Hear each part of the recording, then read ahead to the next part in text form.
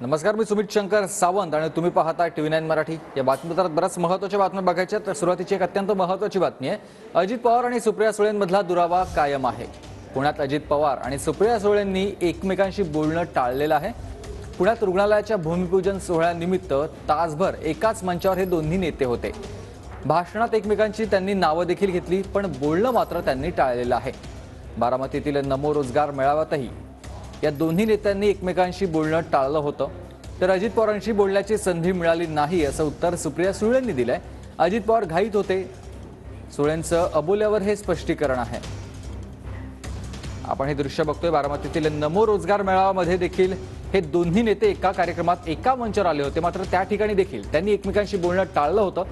मात्र सुप्रिया सुळे आणि सुनेत्रा पवार ज्या बारामती लोकसभेच्या आता उमेदवार आहेत, या दोन्ही नेत्यांमध्ये आता लढत होणार आहे। त्यांनी मात्र एका कार्यक्रमात मंदिरामध्ये जेव्हा भेट झाली तेव्हा गळाभेट घेतली होती एकमेकींशी।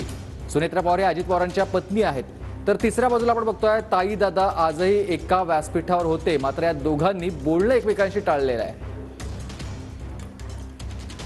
नाही हो, ते गेले आणि त्यांना जायची घाई होती। म्हणजे आले पण सगळे उशिरा आणि गेले पण लवकर। मी तर आधीच येऊन वेळेवर बसले होते, त्याच्यामुळे देवेंद्रजी आधी आले, मी आले, माझ्या मागोमागच देवेंद्रजी आले, त्याच्यामुळे त्यांच्याशी गप्पा गोष्टी करायची वेळ मिळाली। त्याच्यानंतर दादा आले आणि उशीर, आणि नंतर त्यांनाच उशीर सगळ्यांना झाला होता।